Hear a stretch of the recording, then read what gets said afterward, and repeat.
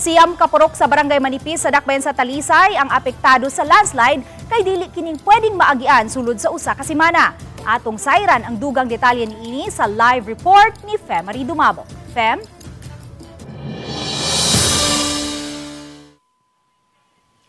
May sa edisyal nga ihap moabot sa kapin 500 ka mga household kon kapin sa 1,500 ngadto na sa kapin 2,000 ka mga individual ang apektado sa rock ug landslide nga mitabon sa daan diha sa Bukirang Barangay sa Dakbayan sa Talisay. Gipaybaw ni Talisay City Mayor Samsam Gulyas nga sa sunod semana pa mahimong kaagian ang National Highway sa Bukirang Bahin sa Dakbayan. Human mao kini ang mando sa DPWH ug sa ubang ahensya sa gobyerno human sa ilang meeting gahapon sa hapon. Hinungdan nga nihangyo siya sa mga mulupyo sa Barangay Manipis ug sa mga mag-agian sa maong dapit gikan sa silingang lungsod ug syudad nga di na mopugos pa. Apan mato di Konsyal Emma Kabiluna sa Barangay Manipis nga pipila gayud ang mipugos pag-agi sa nahawan nga bahin sa dan ganihang buntag. Matag karon og unya adunay gihapon pagdahili sa yuta gikan sa mihulpang bahin sa bukid. Sa habig sa Barangay Campo 4 ang mga sakop sa City Tuda ang nagbantay nga way makaagi ug sa habig sa Barangay Manipis 24 oras nagbantay ang mga tanod sa Manipis.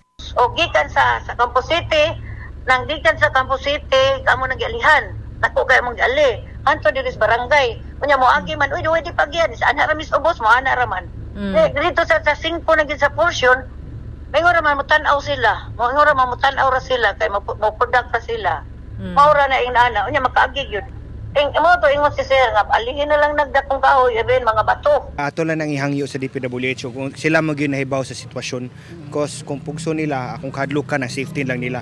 But manangita sa DPWH ako sang gingnan di pwede buhimuan lang nimo gamay agianan para sa motor but they're very concerned of the safety of the people there. Matod sa konsehal nga mga mulupyo sa siyam ka mga purok sa Barangay Manipis ang apektado ilabi na ang mga nanarbaho og mga estudyante.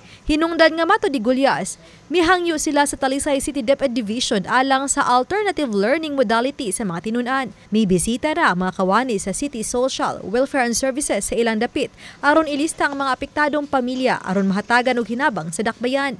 Ang landslide mitumaw gahapon sa kadlawon human sa pagbunok sa uwan.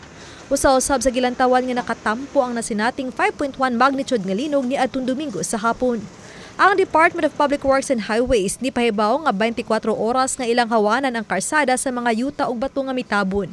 Gibanabana nga moabot sa 750 ka dump truck nga puno sa yuta ug bato kon 15,000 cubic meters ang nitabon sa dan.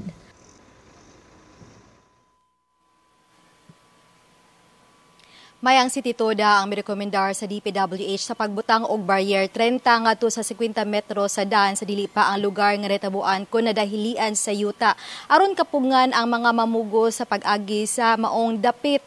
Ilabi na kay risko kini silang kinabuhi kay padayon pa ang pagtay ug kun paglihok sa yuta diha sa parte sa bungtod nga nidahili. May daghang salamat, Femari Dumabo.